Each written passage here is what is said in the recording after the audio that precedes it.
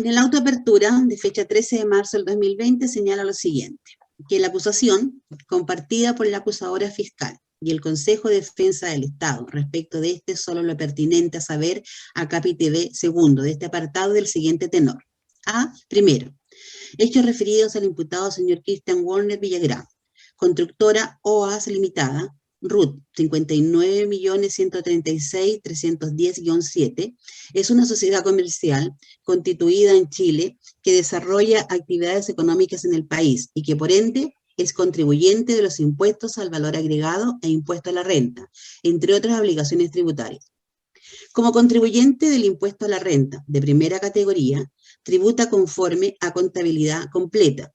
Esto significa, entre otras consecuencias, que por los servicios recibidos y bienes adquiridos recibe, según el caso, sea el caso, facturas afectas o exentas de IVA y boletas de honorarios, pudiendo descontar como gastos los importes pagados por servicios efectivamente prestados, de los que se da cuenta en los respectivos documentos tributarios. Por su parte, Conosur Research S.p.A. es una sociedad de propiedad y representada por Christian Warner Villagrán, que en su calidad de contribuyente de los impuestos a las ventas y servicios y a la renta, emite facturas afectas o exentas de IVA por los bienes que vende o los servicios que presta. Conosur Research S.p.A. se constituyó por escritura pública de 8 de junio del 2012, siendo su constituyente don Sergio Andrés Novoa León de la Barra y su representante legal don Christian Warner Villagrán. Warner Villagrán, a su vez, trabajó durante los años 2012 y 2013 como parte de la campaña presidencial de Marco Enrique Sominami Gumucio. El imputado Christian Warner Villagrán facilitó a la empresa constructora OAS Limitada durante 2013 dos facturas ideológicamente falsas emitidas por Conosur Research S.p.A. y que daban cuenta de presuntos servicios prestados por la referida empresa, en circunstancias que no me dio prestación de servicio alguna. Dicha facilitación tuvo por finalidad que la destinataria de los documentos, esto es, constructora OAS Chile, los utilizara para efectos de su declaración de impuestos y por ende rebajara indebidamente su carga tributaria. Esto es, cometiera a su turno el delito del artículo 97, número 4, inciso primero del Código Tributario. Las facturas fueron pagadas por constructora OAS Chile, pese a no responder a servicio alguno, y esta empresa las registró en el libro diario y libro mayor, por lo que, en abril del 2014, declaró un menor impuesto a la renta con arreglo a ello. Las facturas facilitadas por el imputado corresponden al siguiente detalle y se encuentran supuestamente amparadas en un contrato de asesoría especializada, entre comillas, digamos, suscrito el 5 de noviembre del 2012, entre Constructora OAS Limitada, sucursal en Chile, representada por Klaus Wilhelm Hotten, y Conosur Research S.p.A., representada por Christian Warner Villagrán. En dicho contrato se pacta, entre paréntesis, cláusula tercera y séptima, los siguientes pagos. Un honorario base o fee base de $25.000 mensuales entre enero y junio del 2013, es decir, por un total de $125.000 americanos. B. Un honorario por éxito o SASI fee por cada contrato resultante de la consultoría pactada. Los servicios, por su parte, se hacen consistir en una asesoría en el ámbito de la evaluación y seguimiento de proyectos de construcción en las más amplias modalidades de ejecución, entre paréntesis, cláusula primera. De ese modo, se emitieron y entregaron, entre paréntesis, se facilitaron los términos del inciso final del artículo 97, número 4 del Código Tributario, cierre de paréntesis, las siguientes dos facturas falsas. La primera por el FIBAS de enero y la segunda por lo comprendido entre febrero y junio en modalidad de pago anticipado. No se estableció ninguna asesoría de parte de Conosur Research y, por cierto, ningún proyecto se concretó sobre base de esa asesoría. Factura número 12, de fecha 14 de enero del 2013, por un monto de 11.798.000 pesos. Asesoría especializada de FIBASE, mes de enero de 2013, $25.000. Factura número 15, del 1 de febrero del 2013, por 42.273.000 pesos, asesoría especializada FIBAS, mes de febrero de 2013 y anticipo meses de marzo, abril y mayo de 2013, $100.000. Capítulo B segundo. Hechos atribuidos a Marco Enríquez Ominami Gumucio. Aspectos preliminares y contexto normativo. De acuerdo a las disposiciones de la Ley 19.884, que regula la transparencia, límite y control de gasto electoral, vigente a la fecha de la elección presidencial, correspondiente al periodo 2014-2018, se tiene que, primero, conforme al artículo 2 de la normativa en comento, se considera gasto electoral todo desembolso en que se incurra para el financiamiento de los equipos, oficinas y servicios de los candidatos y partidos a propósito de los actos electorales. Se detallan los literales A, C, D y E, entre otros, los gastos de propaganda, arriendo de muebles e inmuebles, pago de servicios personales y desplazamientos. A su vez, el artículo 3 de la norma indicada prevé el plazo en el que se considerará campaña para los efectos del cómputo del referido gasto. Segundo, el artículo 4 de la Ley 19.884 prevé, por su parte, un límite de gasto, que en el caso de la elección de presidente se elevó a 0,03 UF multiplicado por el número de electores. Por su parte, el artículo 5 prevé en 1/3 del gasto de sus candidatos el límite del gasto electoral de los partidos políticos. 3. El artículo 24 de la Ley 19.884 prohíbe las donaciones en cualquier modalidad de personas jurídicas extranjeras y personas naturales extranjeras, salvo que tengan estas últimas derecho a sufragio. 4. La normativa en comento, a su vez, consagra el financiamiento público al gasto electoral. En efecto, los artículos 13 y siguientes establecen que el Estado financiará y reembolsará los gastos electorales en que incurran candidatos y partidos políticos, hasta por un total, en el caso de los candidatos, a presidente de la República de 0,03 UF por voto obtenido. El artículo 15 prevé que el reembolso se hace una vez aprobada la cuenta, directamente al candidato, mediante reembolso de los gastos no cubiertos por otra vía de financiamiento regulado en la ley.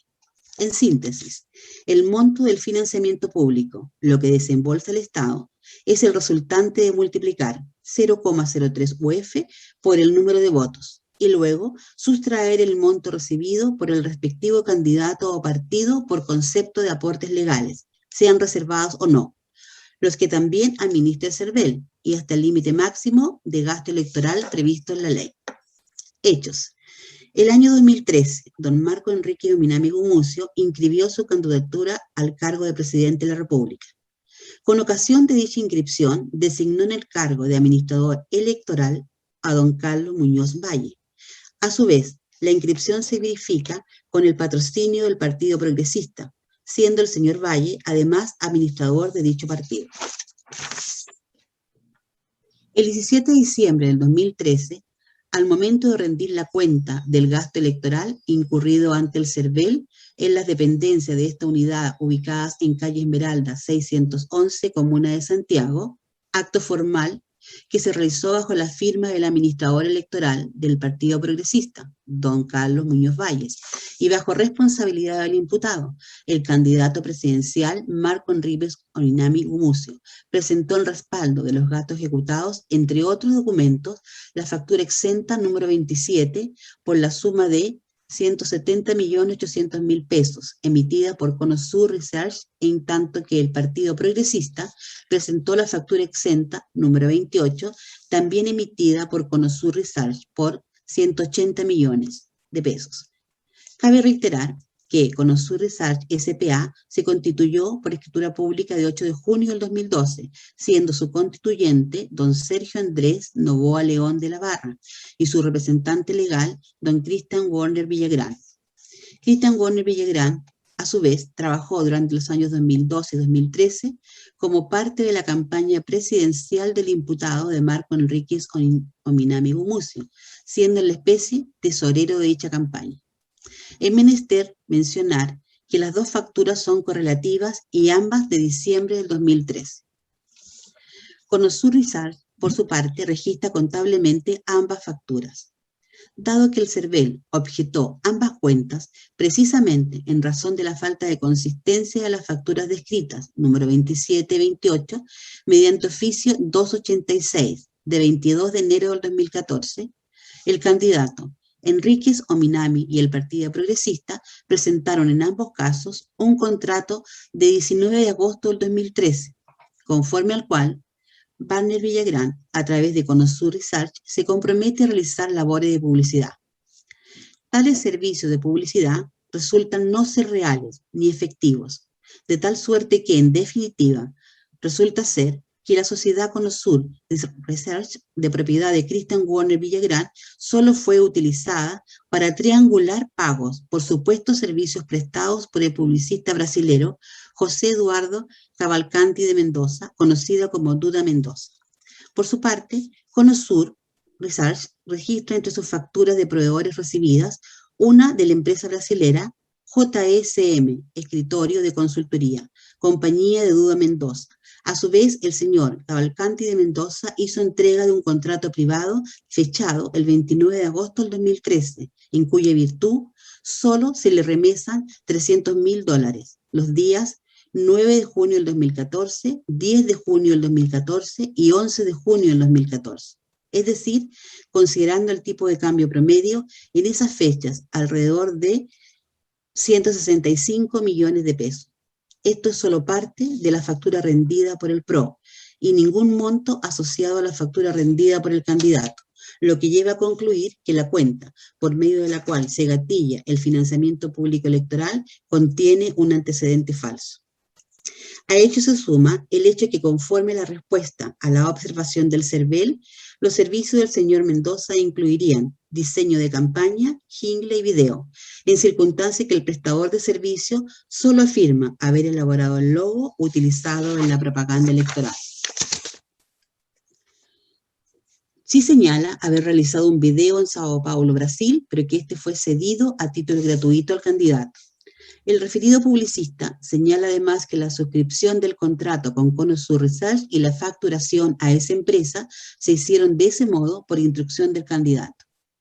Además, otra serie de proveedores desconocen haber realizado trabajos para el candidato, no obstante incluirse en la rendición sus boletas o facturas, ellos con miras a abultar el gasto electoral incurrido y dotar de verosimilitud la cuenta en cuestión, teniendo él cuenta el despliegue de propaganda que el CERVEL podía apreciar y considerando en todo caso los nutridos aportes irregulares recibidos, entre ellos la facilitación de un avión privado por parte de ejecutivos de la compañía brasilera OAS. En dicha cuenta entonces se incluyen además las siguientes boletas, facturas y comprobantes de las siguientes personas, quienes no han prestado servicios a la campaña en cuestión: Evangelina Espano Doval, Trébol Producciones, Marco Ortiz Finch, Alex Orlando Castro Vargas, María Cecilia Insunza Becker. Mediante resolución número 1671 de 4 de marzo del 2014, el CERVEL aprueba la cuenta del candidato y ordena a Tesorería pagar un reembolso directamente a la cuenta de este último de 497.411.538 pesos, cifra que recibe el candidato Marcos Enrique Ominami Gumucio sobre la base de presentar al CERVEL antecedentes falsos. El pago se realiza mediante depósito en la cuenta corriente número 42292098 del Banco Corbampa, cuyo titular es Marco Enríquez Ominami Gumucio. En la capítulo 2.1, acusación del Servicio de Impuestos Internos. Constructora OAS S.A., Agencia Chile, en adelante OAS Chile, RUT 59.136.310-7, es una sociedad que dio aviso de iniciación de actividades ante el Servicio de Impuestos Internos el 17 de enero del 2008, con giro en obras de ingeniería. La actividad empresarial declarada por la referida sociedad se encuentra gravada con el impuesto de primera categoría, según lo establecido en el artículo 20 de la Ley sobre Impuestos a la Renta. Asimismo, OAS, de conformidad a los artículos 65 y 69 del referido cuerpo normativo, se encuentra obligada a presentar una declaración jurada de sus rentas durante el mes de abril de cada año tributario. Por su parte, Conosur Research S.p.A., RUT 76, 210.326-8 es una sociedad de propiedad y representada legalmente por el acusado Cristian Banner Villagrán, que en su calidad de contribuyente del impuesto a las ventas y servicios e impuesto a la renta, emite facturas afectas o exentas de IVA por los bienes que vende o los servicios que presta. En cuanto a los hechos que dicen relación con la presente acusación, se pudo determinar del proceso de recopilación de antecedentes realizados por ese servicio,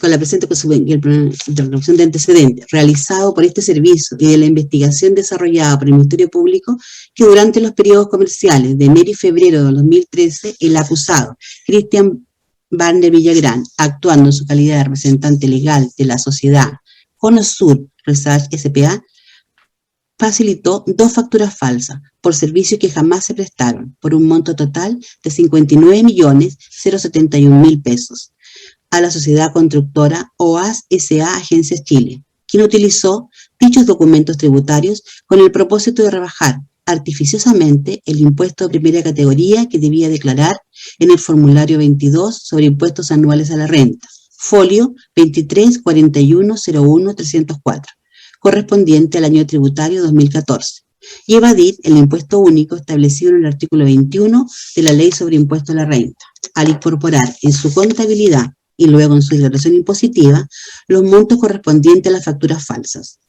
Las facturas facilitadas por el acusado se encuentran supuestamente amparadas en un contrato de asesoría especializada, suscrita el 5 de noviembre del 2012, entre Constructoras OAS S.A. Agencia Chile, representada por Klaus Wilhelm Hotten, y Conosur Research S.p.A., representada por Christian Warner Villagrán.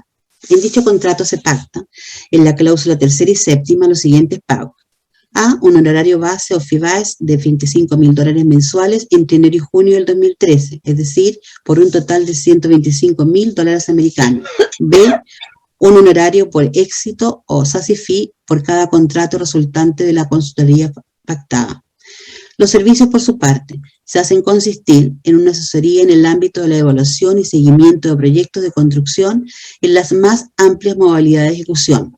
Cláusula primera.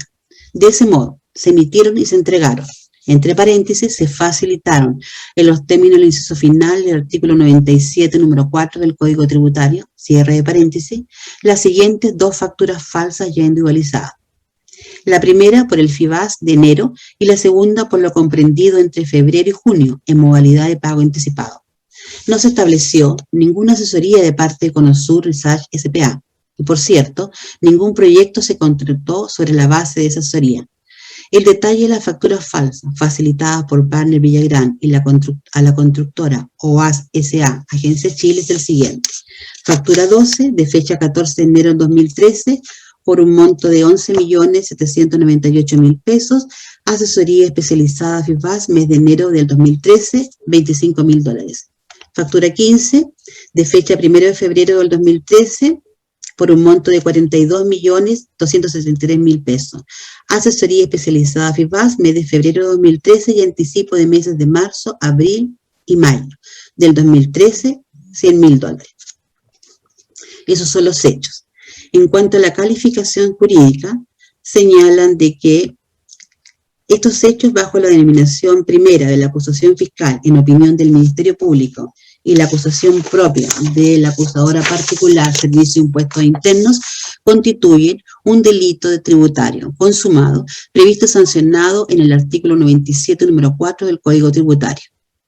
Y señalan de que al señor Banner le había correspondido participación en calidad de autor en los términos del artículo 15, número 1 del Código Penal y 99 del Código Tributario. Por su parte, la acusadora fiscal y la acusadora particular del Consejo de Defensa sostienen que los hechos descritos precedentemente bajo la denominación segundo configuran un delito consumado de fraude al fisco bajo modalidad de fraude de subvenciones del artículo 470, número 8, castigado en el artículo 467, inciso final del Código Penal, y que la imputación en este caso se efectúa respecto del acusado Marco Enrique Ominami, en calidad de autor directo, según el artículo 15 del Código Penal.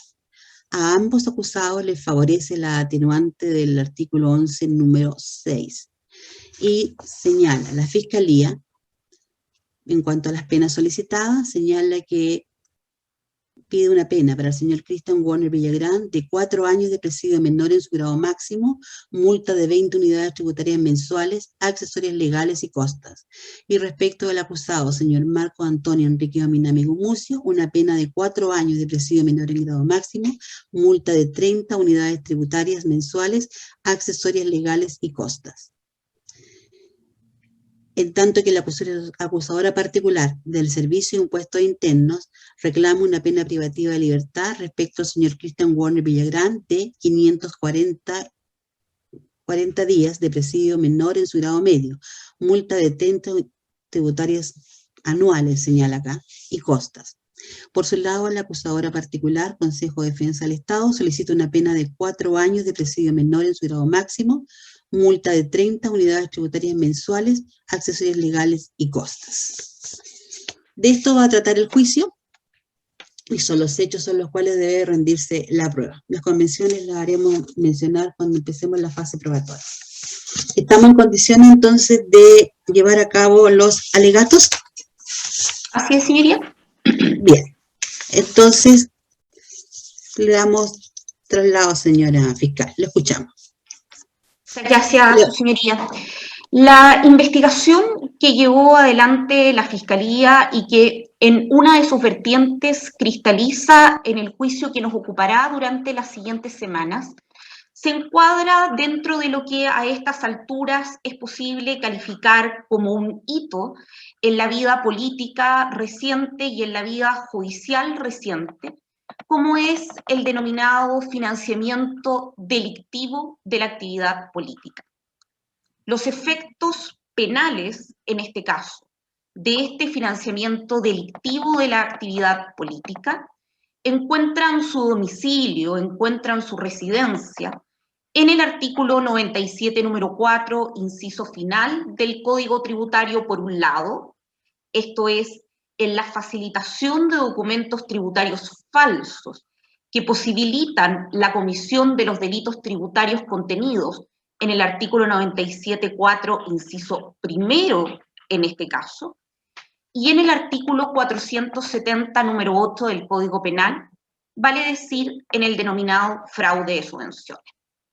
Desde ya damos cuenta al tribunal que con la prueba que se rendirá en este juicio, los supuestos tanto objetivos como subjetivos de ambas figuras quedarán sobradamente acreditados. Abordaremos en la parte final de nuestro discurso de apertura algunos aspectos dogmáticos con relación a ambas figuras delictivas, aspectos dogmáticos que nos parecen constituyen un instrumento de navegación necesario para mirar la prueba, oír la prueba y, sobre todo, ponderar la prueba que las partes acusadoras rendiremos. Para fines de esta exposición, vamos a sistematizar nuestros argumentos de modo de hacernos cargo, en un inicio, de cuestiones generales, de cuestiones de contexto, que constituyen de alguna forma el sitio del suceso dentro del cual se despliegan las maniobras delictivas imputadas, para ir destacando, a propósito de cada una de esas cuestiones, los aspectos probatorios que de manera más relevante impactan en la acreditación de los ilícitos que este tribunal de juicio oral en lo penal debe juzgar. Conductas delictivas entrelazadas y territorios comunes. Las conductas atribuidas a ambos imputados, más allá de la circunstancia de que sean tratados en la acusación por una cuestión de orden como capítulos distintos, más allá que la defensa en audiencias previas las haya anticipado como estancos separados, más allá que hayan determinado la presentación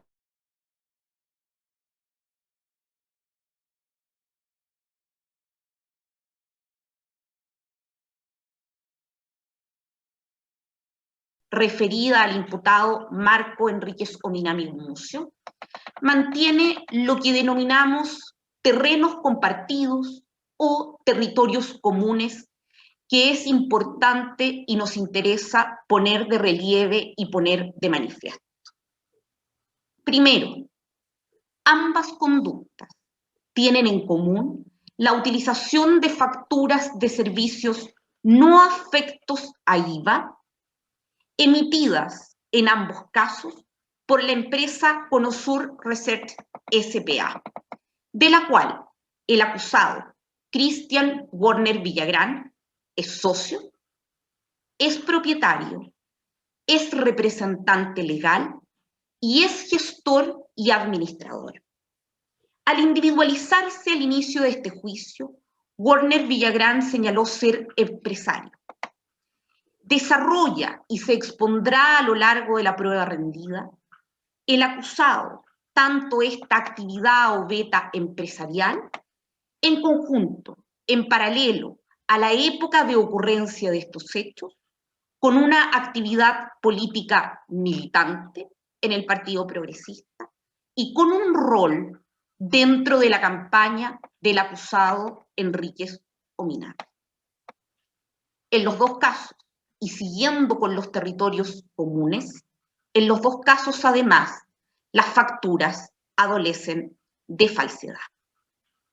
Sin perjuicio de que retomaremos este tema con posterioridad, la falsedad ideológica de los documentos emitidos por Conosur Research, emitidos por Cristian Warner Villagrán, en ambos casos, la falsedad ideológica de estos documentos pertinentes a los dos capítulos de imputación guarda relación con que, de una parte y en el ámbito tributario, pese a ser exigencia legal la emisión de estos documentos cuando efectivamente tenga lugar en la realidad un hecho económico, cuando efectivamente se preste un servicio verdadero a favor de un tercero y este servicio sea pagado, pese a esa obligación legal, simplemente se banaliza, se omite dicho presupuesto y se emite la factura prácticamente como un vale, prácticamente como un testimonio de recepción de dineros, a sabiendas, con pleno conocimiento, que al emitirse a favor de un contribuyente de primera categoría como es OAS Chile, dicho documento resulta ser potencialmente idóneo para ser registrado como gasto, contabilizado y por esa vía deducido de la base imponible del impuesto a la renta, rebajando de este modo la carga tributaria y constituyendo un ilícito del artículo 97, número 4, inciso primero. En el espacio ahora propio del fraude de subvenciones, dicha falsedad se entronca con el conocimiento que tiene el acusado Marco Enríquez Ominami Gumucio acerca de las reglas sobre transparencia, límite y control del gasto electoral, y principalmente sobre las reglas de financiamiento público al gasto electoral, lo que hace que se simulen servicios y gastos de modo de copar el límite legal y obtener fondos de parte del fisco. Se observa en este sentido, entonces, otro punto de convergencia. Ambas conductas, la constitutiva de delito tributario por un lado y la constitutiva de delito de fraude de subvenciones por otro, afectan el patrimonio fiscal. Ponen en riesgo lo que se ha denominado el sistema de ingresos y egresos del Estado. En el marco del ilícito tributario, como señala el profesor Alex Van Bessel en su obra Delitos Tributarios, la estructura del tipo del artículo 97, número 4, inciso final del Código Tributario, es de un delito de peligro. en el marco del delito tributario, se posibilita entonces que quien deba pagar impuestos, los contribuyentes de primera categoría que recepcionan estas facturas, lo haga en una porción menor a la que efectivamente le corresponda, detrimentando por ende los ingresos fiscales asociados. Y se afecta, por otro lado, equivalentemente el patrimonio fiscal cuando se obtiene, sin tener derecho a ello, un financiamiento público al gasto electoral. Se afecta el patrimonio fiscal en aquella parte del presupuesto nacional que se destina para dar cobertura a los desembolsos incurridos por los candidatos en sus campañas. Descontada, como se explica en la acusación, aquella parte que se financia a la fecha de ocurrencia de los hechos, esto es, al año 2013, con aportes reservados recibidos por el CERVEL. La atenta observación de ambos grupos de conducta y sobre la base de la prueba que se va a rendir en el juicio, podremos advertir al tribunal que existen otra serie, además, de territorios comunes. Se trata, sus señorías, de formas de corrupción. Formas de corrupción donde el interés común, el interés general, se ve sobrepasado, atropellado por un interés de carácter individual. Se trata, en ambos casos, de la utilización de mecanismos espurios para burlar la ley, para hacerle trampa a la ley y, sobre todo, para disfrazar conflictos de intereses que esas mismas normas que mañosamente se soslayan buscan precaver. La mano de la compañía brasileña OAS es también un factor común a ambos grupos de hechos.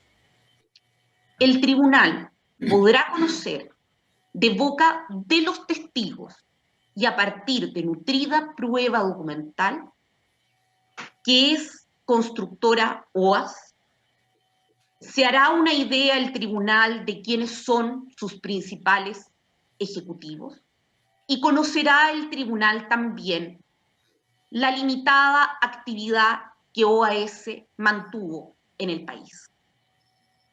Conocerá también el tribunal cómo, a pesar de encontrarse OAS a cargo en consorcio con la coreana Hyundai de la construcción del puente Chacao, en consorcio con la empresa española Comsa y con la empresa Echeverría Izquierdo de la construcción del Hospital de Rancagua, a inicios del año 2015, OAS Chile hace abandono de sus dependencias en el país, al tiempo, al unísono, en que estalla en Brasil el denominado caso Lavallato, siendo una de las empresas involucradas.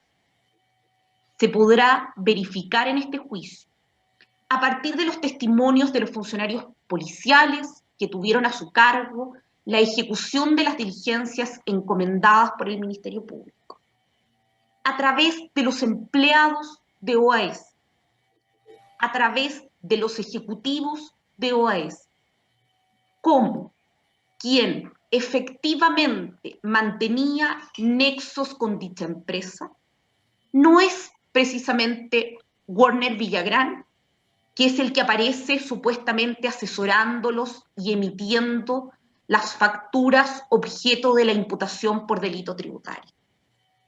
Quien efectivamente mantiene vínculos con esa compañía es el acusado Marco Enríquez Ominami Gumucio. Probaremos que es Enríquez Ominami Gumucio quien en su domicilio particular recibe al ejecutivo brasileño Augusto Fonseca, encargado de OAS para el Cono Sur, en época de su campaña presidencial del año 2013, Es el acusado, Enrique Sominami, quien se reúne con el mismo ejecutivo, señor Fonseca, en dependencias de Aviasur, aeropuerto privado, precisamente cuando el acusado viene llegando en un vuelo privado financiado por OAS. Es Enrique Sominami quien recibe como donación no declarada, enteramente omitida de parte de OAS, el uso de un avión privado arrendado en Brasil por la matriz de OAS y puesto a su disposición durante 2013, costeando esa misma compañía los gastos de operación por varios millones de dólares. ¿Qué gastos de operación? Arriendo de la aeronave, combustibles, tasas aeroportuarias, hangares, catering, comidas y servicio a bordo, alojamiento de pilotos. Es el acusado, Enrique Sominami, y no Warner Villagrán, quien define el uso del avión en cuestión. Viaja a bordo del mismo avión, dentro y fuera del país, durante más de 3 meses en su campaña presidencial, incluyendo viajes junto a ejecutivos brasileños de OAS a Termas de Chillán. ¿Por qué todo esto, que es investigado en causa distinta como lavado de activos transnacional, podría ser relevante para este caso? Debemos, para efectos de comprenderlo, volver al inicio. Dijimos que este caso se asienta, este caso se sumerge dentro de este fenómeno de financiamiento no irregular, como suelen hablar los medios de prensa, financiamiento delictivo de la actividad política. Fenómeno que comprende, entre otros casos, los casos Penta con condenas en abreviado, por pesca con condenas en juicio abreviado y reciente condena en juicio oral, o SQM que se encuentra en etapa de preparación de juicio oral y donde ambos acusados figuran también como parte de esa imputación. Investigación que cuenta también con varias condenas en juicio abreviado.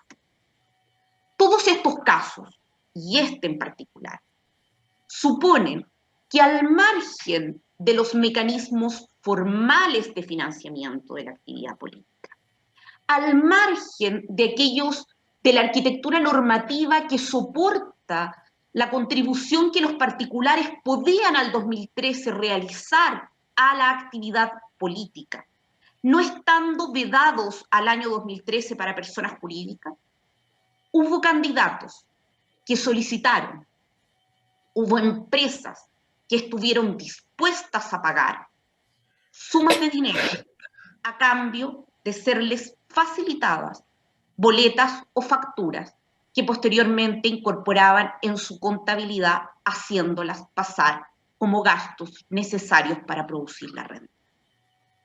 Dichas boletas y facturas, las facturas número 12 y número 15 de la imputación a Warner Villagrán, de 14 de enero y 1 de febrero, obedecen, en definitiva, a esa misma modalidad comisiva.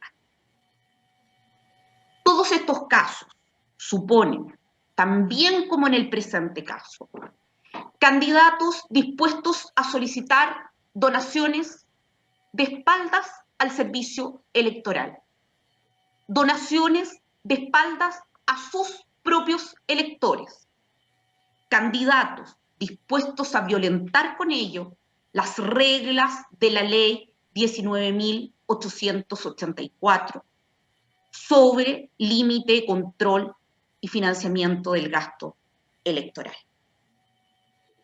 Violentar en el caso concreto, además, disposiciones contenidas tanto en la ley 19.884 como en la ley 18.700 sobre votaciones y escrutinios, que prohíbe el financiamiento externo. No está de más recordar que el objeto de la ley 19.884, cuyo nombre es transparencia, límite y control del gasto electoral, Y tal como razona el mensaje de dicha ley de 4 de junio del año 2001, mensaje que inicia su tramitación, propende a fortalecer la representatividad democrática y mitigar las barreras de entrada a la actividad política. Reza el referido mensaje y me permito citar textualmente. No hay duda alguna que la institucionalidad política puede verse seriamente deteriorada por la influencia muchas veces desmedida del dinero.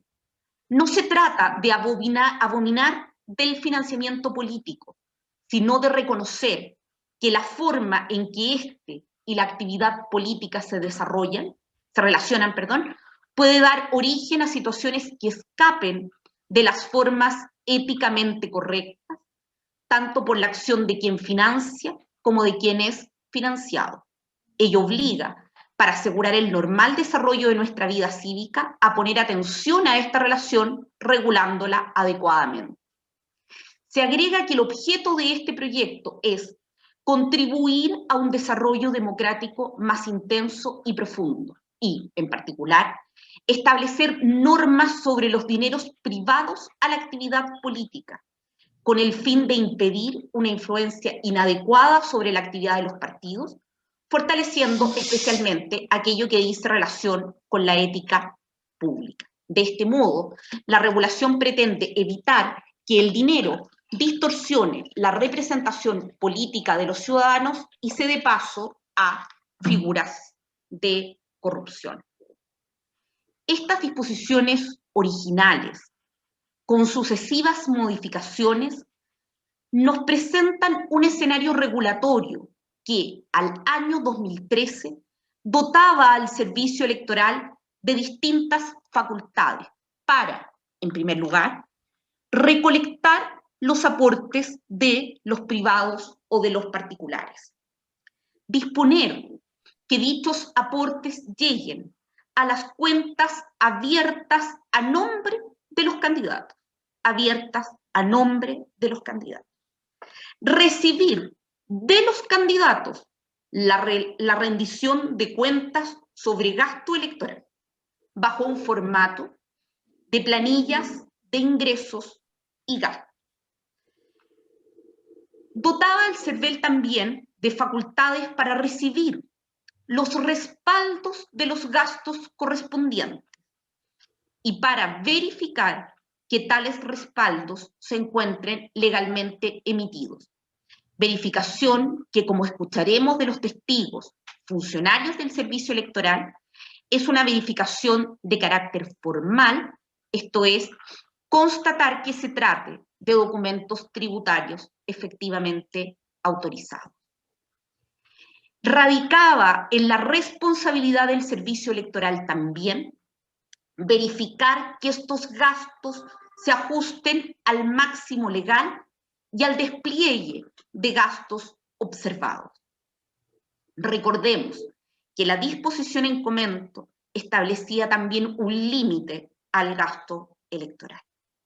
Finalmente, al CERVEL le corresponde calcular, según los sufragios recibidos por el candidato, el monto que le corresponde por concepto de financiamiento público al gasto electoral y restar, sustraer de dicho monto, atendido que los gastos cuentan con un límite, el aporte de privados.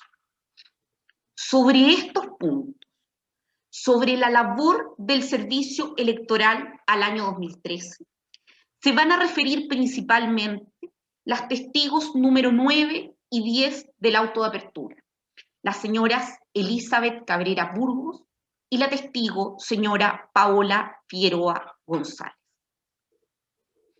Conforme documentación proporcionada por el servicio electoral y en todo caso información disponible por el régimen de publicidad consagrado en la ley número 19.884, información, insistimos, disponible en el sitio web del servicio electoral.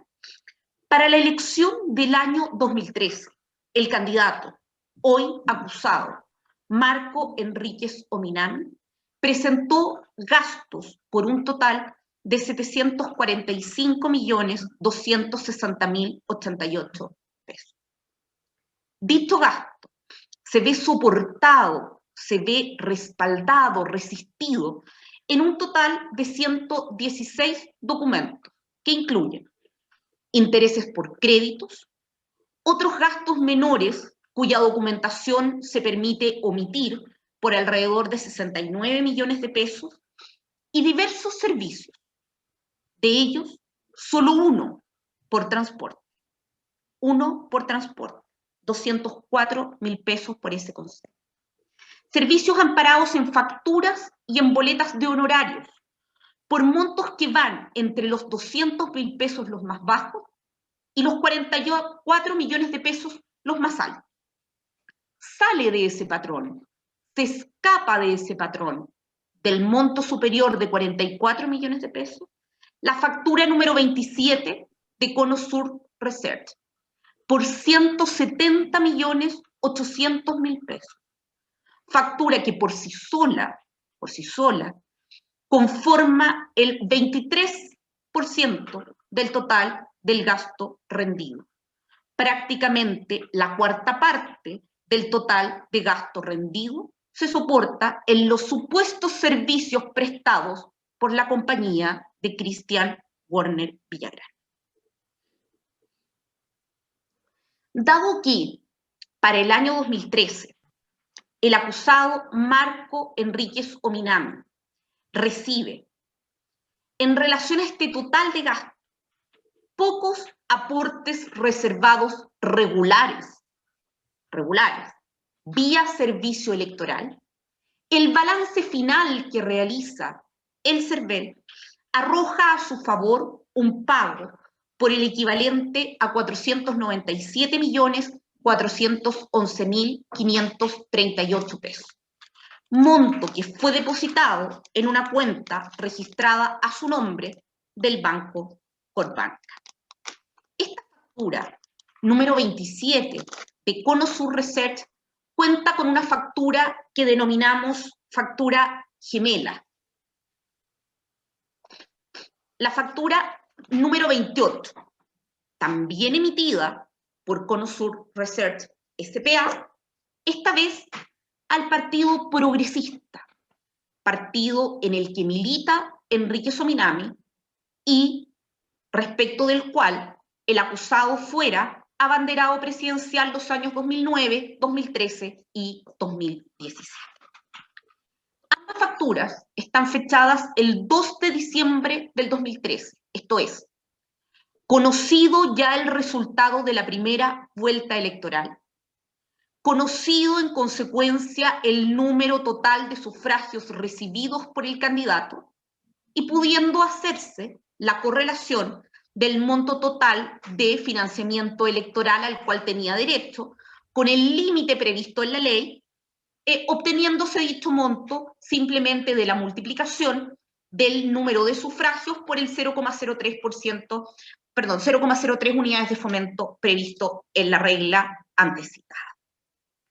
Se emiten el 2 de diciembre del 2013, esto es, 15 días antes de la rendición de gastos, cuya fecha es 17 de diciembre de 2013. Ambas facturas, 27 y 28, las denominadas facturas gemelas, justifican su existencia, justifican su nacimiento en servicios de asesoría, consultoría, análisis y diseño de marketing. Asesoría, consultoría, análisis y diseño de marketing.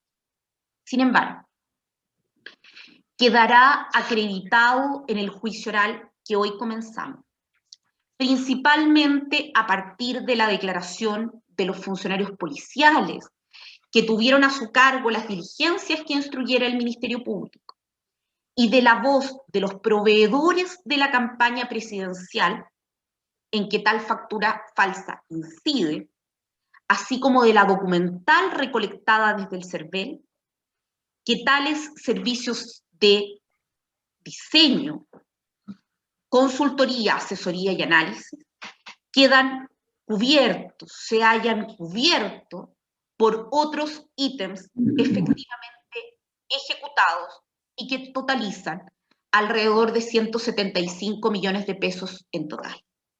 Veamos un pequeño repaso y algunos ejemplos. La sociedad anónima Endemol Chile entrega a la campaña del acusado Marco Enríquez Ominami una factura afecta impuesto al valor agregado por 28.688.653 pesos por producción de franja de televisión, campaña presidencial. Inversiones Convergente Limitada entrega una factura exenta de impuesto a valor agregado, en este caso, por estudio de campaña presidencial de 800.000 pesos. Producciones y Promociones Bizarro Limitada entrega una factura afecta a impuesto a valor agregado por producción de eventos para campaña presidencial por 8.337.272 pesos. Conecta Research, sociedad anónima, entrega una factura exenta de IVA por un estudio de campaña presidencial para el acusado Marco Enríquez Ominami por 6.800.000 pesos. Don Andrés Navarrete Varas, profesional, entrega una boleta de honorarios por servicios de asesoría audiovisual por 3.023.333 pesos. Doña Carolina Contreras Burgos, profesional, entrega una boleta de honorarios por 740.740 pesos por servicio de asesoría en diseño publicitario. Los mismos servicios son prestados también por doña Laura Charpentier Casáñez, quien entrega una boleta de honorarios por 5.185.184 pesos, asesoría de diseño publicitario. Don Carlos Manqueo Montes, también profesional, entrega una boleta por 555.556 pesos por servicios de estudio e investigación política para la franja. Doña Roxana Schwerter entrega una boleta de honorarios por 740.740 pesos por servicio de asesoría en diseño publicitario. Don Cristian Freud Proboste, similares servicios, en este caso, de producción de sonido por 777.778 pesos. La sociedad de Brain Lab S.p.A. entrega facturas por 5.593.000 pesos y 5.247.900 pesos por servicios de gestión de publicidad en la campaña electoral. Don Andrés Weisblut Weinstein entrega una boleta de servicios de honorarios profesionales por dirección audiovisual de la franja televisiva del candidato por 10 millones de pesos. Don José María del Río entrega una boleta de honorarios por 7.100.000 pesos por servicios de asesoría en marketing. Doña Rosana Muñoz Carreño entrega una boleta de honorarios por un poco más de 800.000 pesos por servicio de producción audiovisual de la franja de la campaña electoral. Asesorías Publicitarias y Branding, S.A., entrega asimismo una factura por 7 millones de pesos por servicios de asesoría comunicacional en la campaña electoral. La sociedad Diseño Audiovisual, Sulfúrica Limitada, entrega una factura por 3.900.000 pesos y fracción por servicio de diseño audiovisual de la franja electoral. Producciones Audiovisuales Atenas Limitada entrega una factura por poco más de 7 millones de pesos por servicio de dirección y producción de la franja electoral. Don Miguel Ángel Marino entrega una factura afecta por servicios de postproducción de la franja electoral por alrededor de 44.417.000 pesos. Don Mauricio Javier Arregada Alvarado entrega una boleta de honorarios de 1 millón de pesos por servicios de producción para la franja, para la campaña electoral. Don Carlos Espinosa Cataldo entrega una boleta de honorarios por 15 millones de pesos por servicio de producción creativa para la franja electoral y una boleta similar, también por 15 millones de pesos, don Patricio Schmidt Solar, también por servicio de producción creativa para la franja electoral. Cabe preguntarse entonces, ¿cuáles habrían sido los servicios contenidos en ambas facturas y que fueron efectivamente prestados por Warner Villagrán? Vamos a los antecedentes de prueba que se rendirán sobre el punto. Dado que el servicio electoral observa ambas facturas, tanto en la rendición de cuentas del Partido Progresista como en la rendición de cuentas de Marco Enríquez Ominami Gumucio como candidato presidencial, es el propio candidato, el acusado Enríquez Ominami, quien a través del administrador, el testigo de este juicio, don Carlos Muñoz Valle, que acreditaremos además en el juicio, es reclutado por Warner Villagrán, que además opera como contador de las empresas de Warner Villagrán, presenta para aclarar ambas cuentas un contrato escrito entre Christian Warner Villagrán y el acusado Marco Enríquez Ominami, fechado el 19 de agosto del año 2013, por el cual se obliga Warner Villagrán a efectuar servicios de publicidad, mismos que, insistimos, se encuentran cubiertos por este pequeño barrido resumen que hicimos de algunas de las boletas o facturas por servicios efectivamente prestados. Servicios de publicidad que resultan ser finalmente servicios inexistentes y por los cuales recibe pagos por 350.800.000 pesos divididos en las dos facturas gemelas 27 y 28.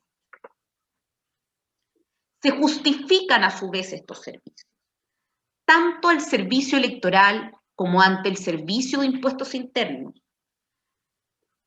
mediante la supuesta subcontratación del publicista brasileño Eduardo Cavalcanti de Mendoza, quien emite a su vez una factura, un invoice, a favor de Conosur Research y al que le son remesados los días 9, 10 y 11 de junio de 2014 la suma de $300.000 americanos, esto es 165 millones de pesos, lo que cubre una porción de la factura emitida al Partido Progresista y nada, obviamente, de la factura emitida al candidato Enríquez Ominami. Conforme la respuesta emitida por el candidato al servicio electoral, los servicios del publicista Mendoza consistieron en diseño de campaña, jingle y video. Sin embargo, el tribunal tendrá ocasión de escuchar cómo es el propio prestador de estos supuestos servicios, el publicista brasileño Eduardo Cavalcanti de Mendoza. Escucharemos entonces que el propio prestador señala solo haber diseñado un logo. ¿Qué señala el acusado al servicio electoral? Que esta prestación de servicios supone la realización de campaña, jingle y video. Que dice el prestador de los servicios solo haber diseñado un logo, un corazón de color rojo. Y sí reconoce haber realizado en la ciudad de Sao Paulo un video, el que se dio gratuitamente. Los restantes supuestos servicios se prestan en Chile. Podrá el tribunal observar además de la prueba documental que se va a rendir las particulares circunstancias que rodean la remisión de fondos por parte de Warner Villagrán y cómo, además, Mendoza declara ante el Ministerio Público de Chile y funcionarios policiales que tanto el contrato como la facturación se hacen por instrucción del acusado Enríquez Ominami. El contrato entre el publicista brasileño y Christian Warner Villagrán, la factura o invoice que emite JSM Escritorio a la empresa Conosur Research de Warner Villagrán se realizan por instrucción del acusado Enríquez Ominami. Estas sucesivas huellas, estas sucesivas señas, esta sucesiva presencia del acusado Enríquez Ominami en la dinámica fáctica de los hechos materia de este juicio tienen una denominación en términos penales: dominio del hecho. Él es el candidato, él es el legalmente responsable, él es quien rinde la cuenta, él es quien conoce a Warner, él es quien acerca a Warner a OAS Chile. Es él quien viaja a Brasil. Es él quien se reúne con Duda Mendoza. Es él el que le instruye a Mendoza la suscripción del contrato con Warner. Y es quien, en definitiva, en sus cuentas, percibe fondos fiscales, fondos que se obtienen mediante la generación en el servicio electoral, órgano público que administra el financiamiento público al gasto electoral, generar en ese órgano público la falsa creencia de que los gastos efectivamente realizados, que entre los gastos efectivamente realizados con ocasión de la campaña se cuentan servicios presuntamente realizados, llevados adelante por Warner Villagrán a través de Conosur Research. Y además, que también son reales y existentes, los servicios prestados por Marco Ortiz Pint, quien emite 2 boletas de honorarios profesionales por 4,5 millones de pesos una y 2,777,000 pesos la otra por servicios inexistentes. Evangelina Spano Doval, que emite 2 facturas, una de 5 millones de pesos y otra por 5,555,556 pesos por servicios inexistentes. La factura de Trébol Producciones S.p.A. por 1,150,000 pesos por servicios inexistentes, y los servicios también inexistentes de que dan cuenta los documentos extendidos por Alex Castro Vargas y María Insulza Peña. El tribunal podrá advertir de la sola lectura de la acusación y de lo hasta aquí razonado, que la inexistencia de estos servicios se probará en estos 5 últimos casos, en particular sobre la base de los testimonios de los mismos supuestos prestadores y de las diligencias que a su respecto realiza la Brigada Anticorrupción de la Policía de Investigaciones de Chile y de cuyos resultados darán testimonio los funcionarios policiales ante sus señorías. La inexistencia de los servicios pactados por Warner, supuestamente contenidos en las facturas 27 y 28, resultará probada en juicio, fundamentalmente a partir de los testimonios de quienes sí tuvieron a su cargo, de quienes sí realizaron el diseño de la campaña, quienes sí realizaron en contexto de la campaña presidencial 2013 del acusado Enríquez Ominami labores de publicidad y propaganda, de quienes sí tuvieron a su cargo la dirección de arte de la franja electoral, la dirección de la franja electoral, la producción de la franja electoral, entre otros productos.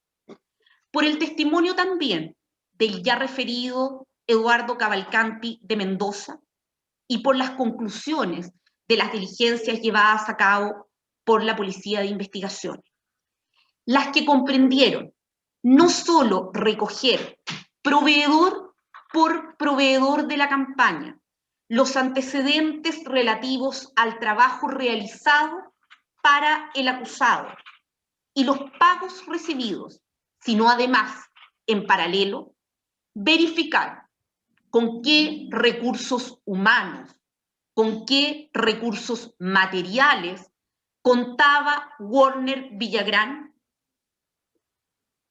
para que, de ser efectivos los servicios, hubiera estado en condiciones de prestarlos. Por una parte, acreditaremos quienes efectivamente realizaron los servicios y, por otro lado, que Warner Villagrán nunca estuvo en posición de contar con elementos humanos y materiales para poder ejecutarlo.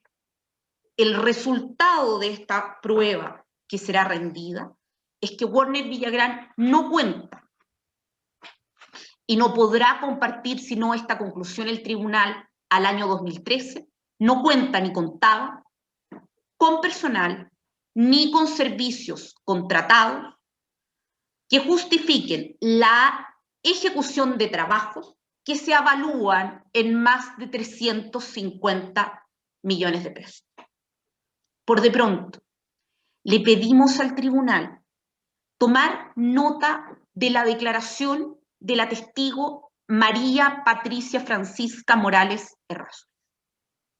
¿Quién es la señora Morales Errázuriz? Presidenta del Partido Progresista a la época de ocurrencia de los hechos.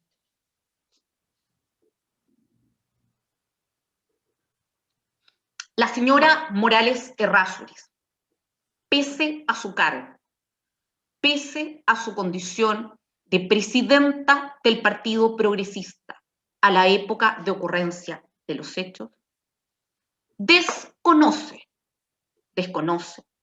el contenido de las labores que realizaría y que realizó Warner Villagrán, el contenido de las labores más caras de toda la campaña. Y aunque señala que ella personalmente tenía a su cargo los lineamientos programáticos, nunca tuvo una reunión con Warner, ni con las personas que él pondría a trabajar en hacer la franja, que es la expresión que utiliza para definir cuáles son los servicios contratados, hacer la franja. La testigo no sabe al momento de declarar ante el Ministerio Público en qué consiste la labor contratada. No sabe en qué consiste hacer la franja. Nunca se reúne con nadie para efectos de transferir parte del contenido programático de la campaña a las personas que supuestamente tenían a su cargo la difusión de dichos contenidos de cara a una elección presidencial. Ninguno de los empleados de Christian Warner Villagrán, ninguna de las personas contratadas a honorarios por Warner Villagrán realizaron una labor, una sola labor, referida a los servicios soportados por las facturas 27 y 28 de diciembre de 2013. Una sola, ninguna. A la misma conclusión, y como elemento de corroboración, llega el Servicio de Impuestos Internos. Pedimos al tribunal, y para ambas imputaciones, tener presente el testimonio que prestará ante sus señorías doña Carla Vergara Molina, y a las conclusiones vertidas en el documento número 141, según complemento del auto de apertura de 30 de junio de 2020. Esto es, el informe de recopilación de antecedentes emanado desde el Servicio de Impuestos Internos. Si bien este testimonio y este documento impactan de manera directa en la imputación tributaria solo subsistente respecto de Warner, el trabajo realizado por este ente técnico fiscalizador, el Servicio de Impuestos Internos, se extendió también a las facturas aludidas números 27 y 28. Se analizaron por parte del Servicio de Impuestos Internos los trabajadores y prestadores de servicios de Warner. Los resultados de dicha revisión resultan ser análogos a los resultados ya anunciados. Warner no mantiene trabajadores o personas contratadas que hayan realizado una o más funciones que apunten a dar por ciertos, por existentes, por materiales, por reales, los servicios prestados supuestamente a OAS, ni tampoco dar por ciertos, existentes, materiales o reales, los servicios prestados a Marco Enrique Sominami o al Partido Progresista. Tampoco permitieron dar por ciertos servicios prestados por Christian Warner Villagrán a través de Conosur Research a otras empresas como Cencosud, facturas que fueron rectificadas por esta misma sociedad, precisamente en el marco de acciones iniciadas en base a casos de financiamiento irregular, o en lo que nos ocupa, financiamiento delictivo de la actividad política. El trabajo realizado por la Policía de Investigaciones, que se vertirá en forma de prueba en este juicio, el trabajo realizado por el Servicio de Impuestos Internos, que se vertirá en forma de prueba en este juicio, las declaraciones de esos mismos incumbentes, los contratados por Warner, por Connoisseur Research, sea como empleados con contrato de trabajo o por la vía de contratación a honorarios, resultarán consistentes, como venimos afirmando. Lo que permitirá situar a Connoisseur Research en el sitial que creemos que tiene en estas conductas que comparten territorio. Warner, como un recaudador de fondos de campaña, y con el acusado Marco Enríquez Ominami Gumucio, recurriendo a toda fuente posible de financiamiento, lícitas e ilícitas, debiendo ambos acusados en consecuencia afrontar las resultas penales que de aquello se derivan.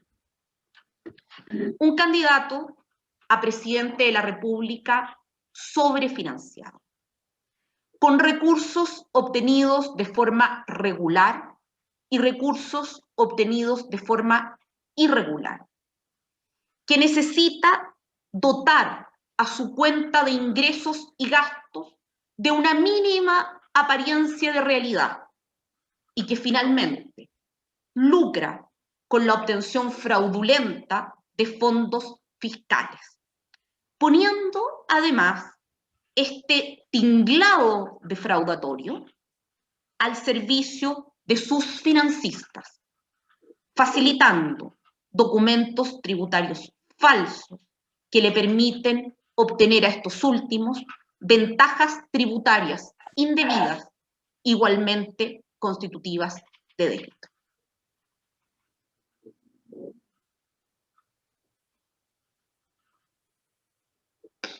Sobre la aplicación a los hechos de los tipos penales invocados. Primero, respecto del delito tributario. Se pondrá de manifiesto en este juicio que Warner Villagrán es un contribuyente avesado. Si hacemos analogía con las nomenclaturas utilizadas en materia de mercado de valores para calificar a los inversionistas, podríamos decir que se trata de un contribuyente calificado. Cuenta a su haber, a lo menos con 3 empresas, según podrá referir al tribunal la funcionaria del Servicio de Impuestos Internos, la testigo, señora Carla Vergara Molina. Warner Villagrán, en consecuencia, tiene perfecto conocimiento de cómo se tributa, tiene perfecto conocimiento de las obligaciones que emanan de la realización de actividades económicas. Cuenta con un perfecto conocimiento sobre las prohibiciones que rigen. Cuenta con un acabado conocimiento del objeto con el cual se emiten facturas y boletas. Y cuenta también con un perfecto conocimiento de cómo impacta la emisión de facturas y boletas en el impuesto a la renta, en tanto pueden representar gastos necesarios para producir la misma. Conoce Warner Villagrán ese entorno normativo y conoce también el entorno de deberes. Y actúa. Conociendo el entorno normativo y el entorno de deberes, actúa y decide emitir de una parte y con ello facilitar facturas falsas a OAS Chile, conociendo que los servicios allí contenidos en esas mismas facturas son servicios inexistentes. Y ello con el fin de posibilitar que con su registro OAS rebaje de forma indebida y dolosa el impuesto a la renta al cual se encuentra sujeta y obligada. Y decide, por otro lado, emitir facturas igualmente falsas ahora al candidato Enríquez Ominami y a una organización sin fin de lucro como es el Partido Progresista. Queremos detenernos en la utilización que hace el legislador de la expresión maliciosamente en el artículo 97, número 4, inciso final. Recordará el tribunal que la disposición en comento sanciona al que maliciosamente confeccione, venda o facilite a cualquier título en una cláusula amplia guías de despacho, facturas, notas de débito o boletas falsas con o sin el timbre del servicio, con el objeto de cometer o posibilitar, se trata de un delito de peligro, ya citamos a Van Bessel en ese sentido, la comisión de los delitos descritos en este número, estableciendo una sanción de presidio menor en sus grados medio a máximo y una multa de hasta 40 unidades tributarias anuales. Sostenemos, y por cualquier duda, que la utilización de la expresión maliciosamente, ni en esta norma contenida en una ley especial, ni en ninguna disposición contenida en el Código Penal, implica la restricción en términos subjetivos de su comisión al dolo directo. En el ámbito de la legislación común, las expresiones tales como maliciosamente, a sabiendas, de propósito, etc., no tienen un sentido unívoco y dependen, en definitiva, del significado de cada tipo penal.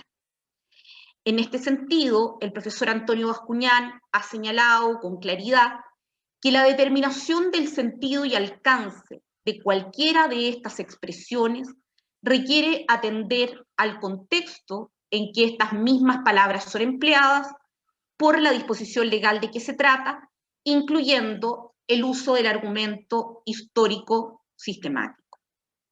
Durante la redacción del Código Penal, no se conocía la formulación o la construcción del denominado dolo eventual. Malamente, por lo tanto, podría haberse utilizado o haberse estimado concurrente esta categoría dogmática a efectos de establecer su exclusión con ocasión de la incorporación de estos vocablos.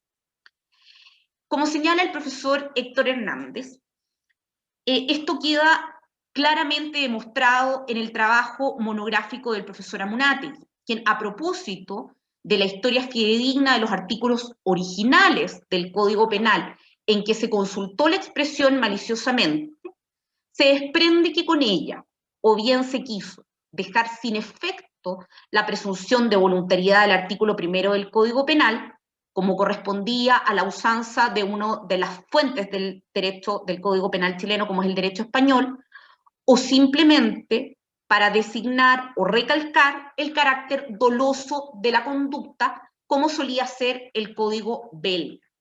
Y en ningún caso puede colegirse el propósito de excluir formas de dolo que ni siquiera eran conceptualmente conocidas al momento de redactarse las disposiciones de nuestro cuerpo punitivo. La doctrina mayoritaria entre nosotros le ha atribuido alcances muy modestos a estas expresiones como la utilizada en la disposición penal que nos convoca a propósito de este juicio en la arista tributaria.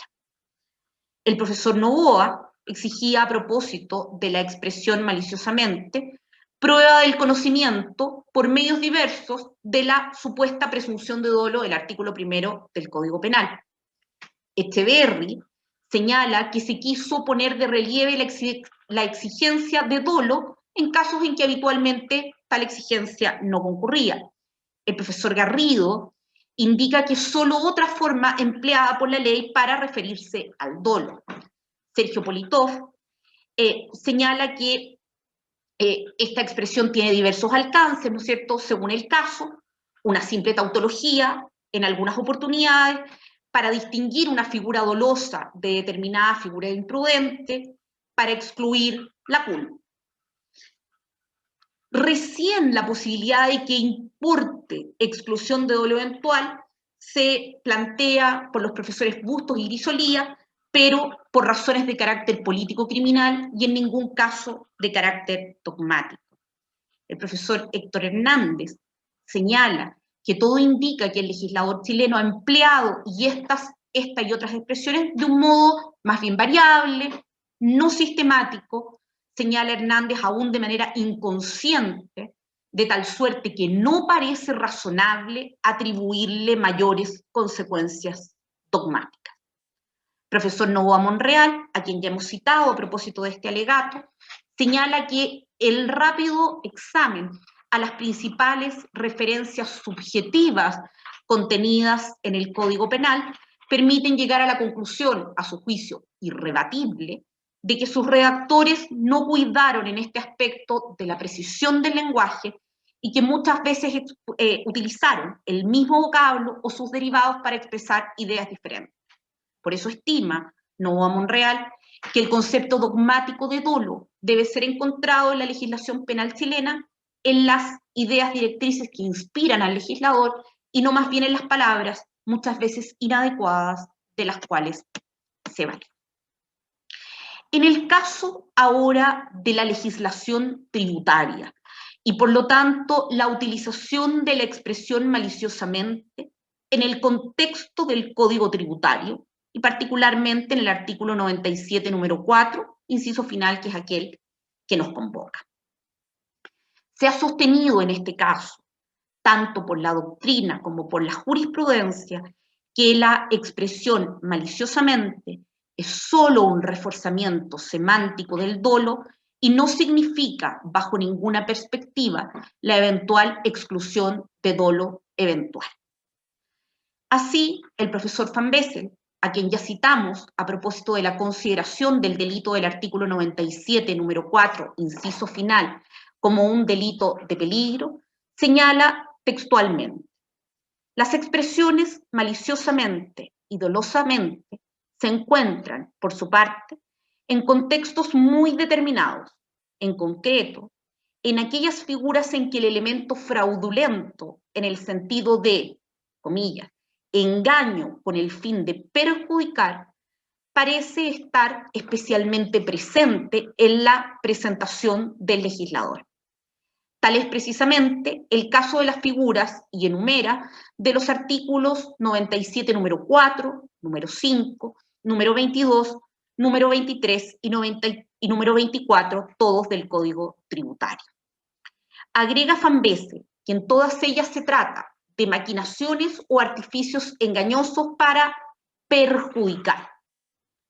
Pues bien, y sintetiza, maliciosamente o dolosamente no significa otra cosa que el reforzamiento semántico de esta idea, el reforzamiento semántico de esta idea en las figuras en que la conducta misma, sin este trasfondo, aparecería a la vista como menos grave o menos relevante.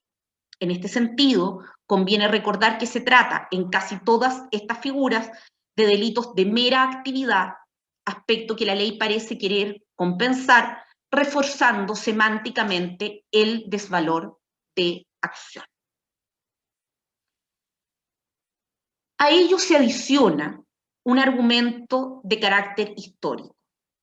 Van Bessel en esto sigue a Politov citando su libro Los elementos subjetivos del tipo penal y señala Van Bessel: en su análisis de las actas de la comisión redactora del primer Código Tributario, contenido, recordará el tribunal, en el decreto con fuerza de ley número 190 de 1960, el profesor Dumay sostiene que la voz maliciosamente se habría incorporado en ciertas figuras con tres objetivos diversos. Primero, desvirtuar la presunción de dolo del artículo 1 del Código Penal. Hay aquí una sincronía con el análisis dogmático que se realiza de la utilización de la voz maliciosamente en la legislación común. Segundo, señalar expresamente que solo es punible el hecho doloso. Y tercero, establecer un concepto de dolo enriquecido con la conciencia de antijuridicidad. De ser efectivo esto, la Comisión no solo se habría anticipado al desarrollo dogmático, sino que la historia fidedigna de la ley conformaría la tesis en el texto. Sobre el artículo 97, número 4, la dogmática ha señalado que en general se refiere a procedimientos encaminados a ocultar o desfigurar el monto de las operaciones, de maniobras tendientes a aumentar el verdadero monto de los créditos, o de facilitar documentos con el objeto de cometer o facilitar la comisión de ciertos hechos, o bien el uso de ciertos medios para defraudar al fisco. No se trata entonces de otra cosa, sostiene Fambese, que del dolo del delito, reforzado semánticamente en la figura de qué se trata, para hacerla plausible desde una perspectiva político-criminal. En el caso particular del 97.4, inciso quinto o inciso final, que es la regla de prohibición infringida por Warner Villagrán, la norma contiene una incriminación autónoma de meros actos preparatorios y no un supuesto de participación en la etapa previa a la tentativa, que en general sería atribuida a título de complicidad. El hecho de que el precepto no regula el actuar conjunto es en efecto evidente si se tiene en cuenta que la sanción se impone sin consideración a que los documentos falsos sean utilizados alguna vez. El tipo describe las conductas realizadas con el objeto de cometer o posibilitar la comisión de los delitos en cuestión.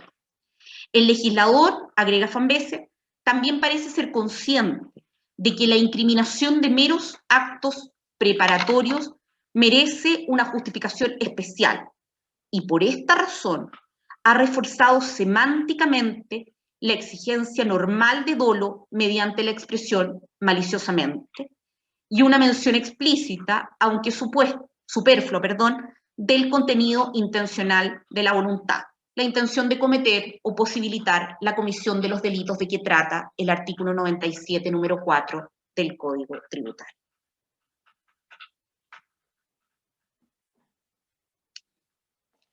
La jurisprudencia ha hecho suyos asimismo estos análisis. En un muy citado fallo se señala que, por cierto, basta para la comisión de este delito el dolo eventual y que basta el ánimo de falsear. Nos referimos al fallo de la Corte de Apelaciones de Valdivia de 4 de marzo del 2008, rol 200 del 2017. Señala este fallo que resulta razonable esta manera de afrontar la presencia de la expresión maliciosamente, porque en el artículo 97, número 3 del Código Tributario, recurren acá entonces a un argumento de carácter sistemático, se castigan figuras imprudentes, mientras que en el artículo 97, número 4, se castigan figuras dolosas. Malicia, en consecuencia, permite distinguir la modalidad dolosa de la modalidad